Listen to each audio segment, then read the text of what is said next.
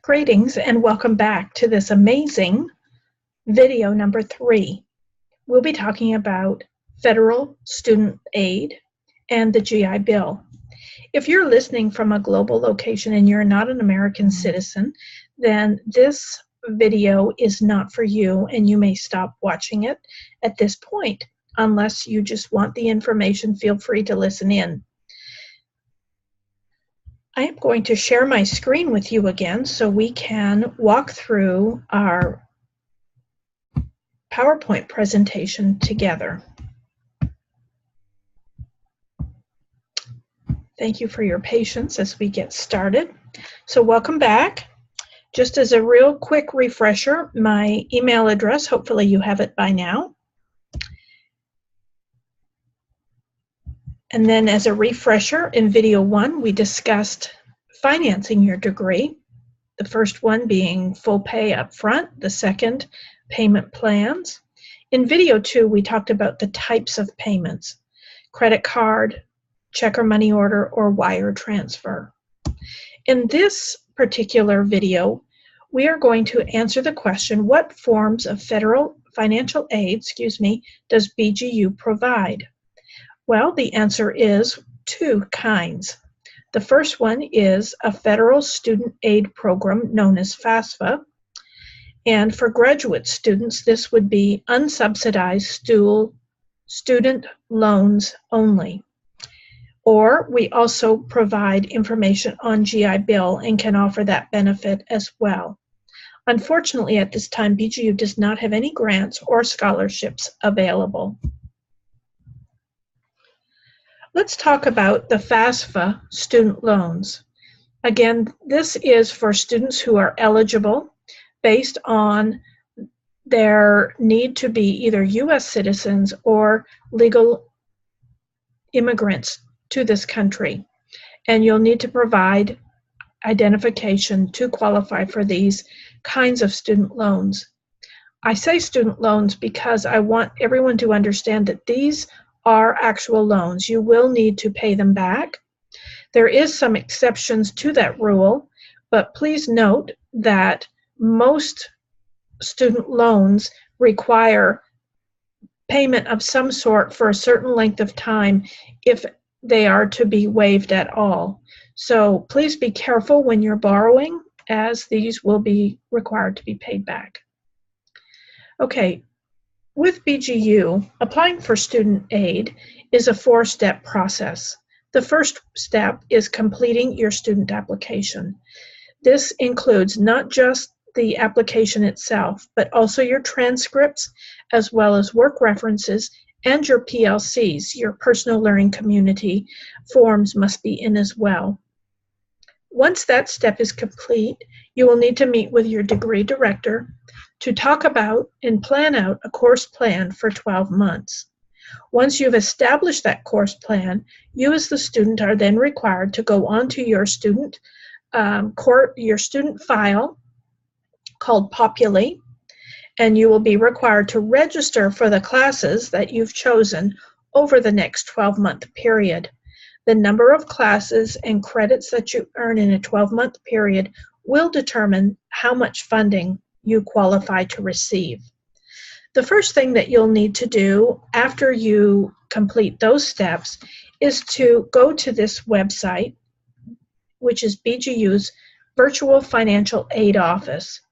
The address for this office, I'm going to just back up a screen, is down here at the bottom.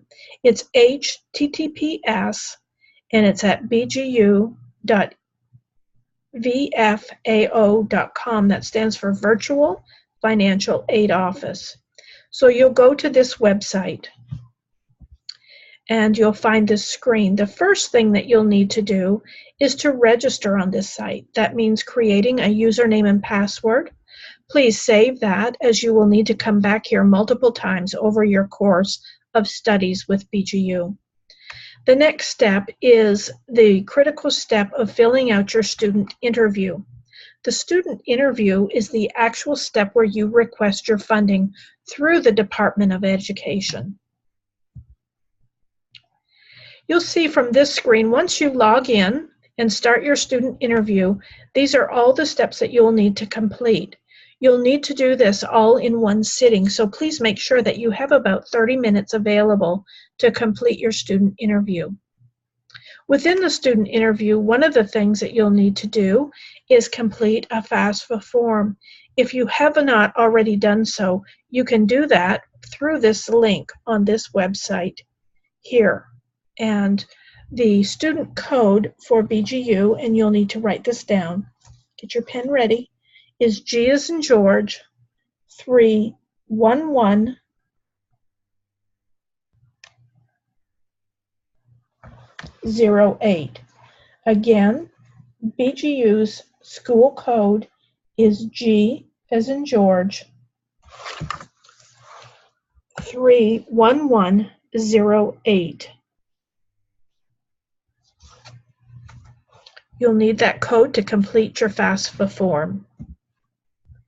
The next step that you will come to, you'll see at the bottom of every screen, you'll click on the Next button once you've completed it. Once you've completed your FAFSA, the other step, you need to complete a master promissory note. And you'll need to complete that, and you can click on this link to do that, or you can do it once you complete the interview.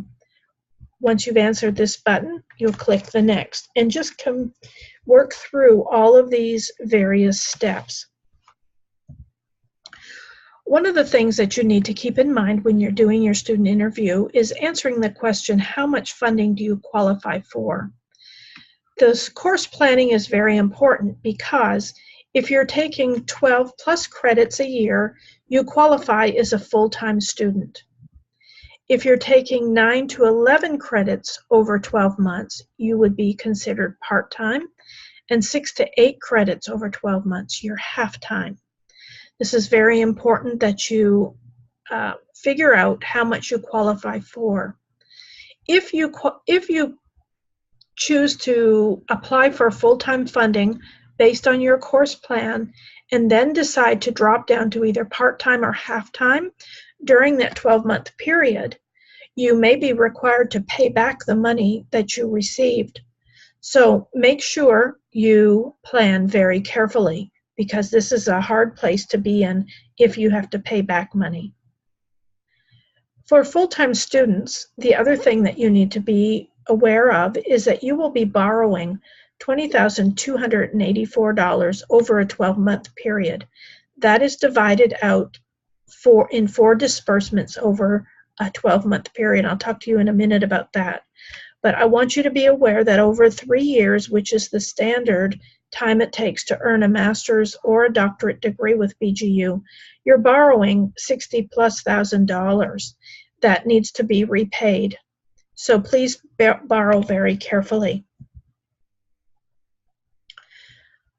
In the previous screen, we talked about how to qualify for how much funding based on your course plan.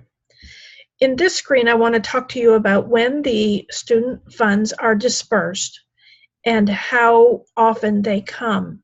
So your student loans are released to BGU 10 days prior to the start of each module, which is 4 times a year.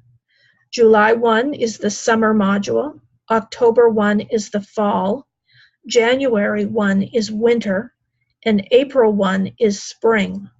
So 10 days prior to the start of each of these start dates, you can expect to receive your funding.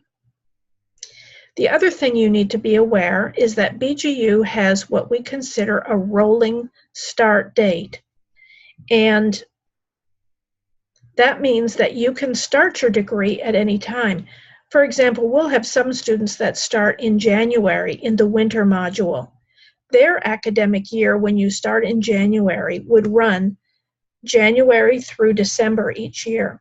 For example, if you start in July, your academic year would run July through June. Again, you want to count a 12-month period. Since BGU is a non-residential school, there is minimal funding designated for living expenses. Just for your information, most of BGU's graduate level students are part-time, meaning that they have a full-time job and they may be taking classes on the side. Even though they qualify as a full-time student, most students are working a full-time job as well as doing their studies. And because we are non-residential, most students cannot just survive on student loans through BGU. Based on your income, you'll also need to decide if you're going to use standard costs or maximum costs. Standard cost borrowing would equal about $9,600 per year. When you borrow at standard costs, what you're actually borrowing is enough money to cover your tuition for a 12-month period, tuition and fees, as well as your book expenses. So your money comes to BGU. It would first apply to your tuition and fees, and the remaining leftover funds I would send to you in a check form to cover your book expenses. If, however, you want to choose to borrow maximum cost, you're borrowing just over $20,000 per year. We talked about this earlier. Of that $20,000, $9,600 is designated for tuition, fees, and books, but then the remaining money could go to cover living expenses or school expenses such as computers, etc., that you might need in order to do your degree, pursue your degree. So that is, again, the difference between standard costs and maximum cost, and gives you a good idea about that. That concludes our video presentation on federal aid. This is a broad topic, and I'd be glad to discuss it with you either over the phone or via email. So again, jot down my email address and I'll be glad to assist you. Thank you again. This concludes video number 3.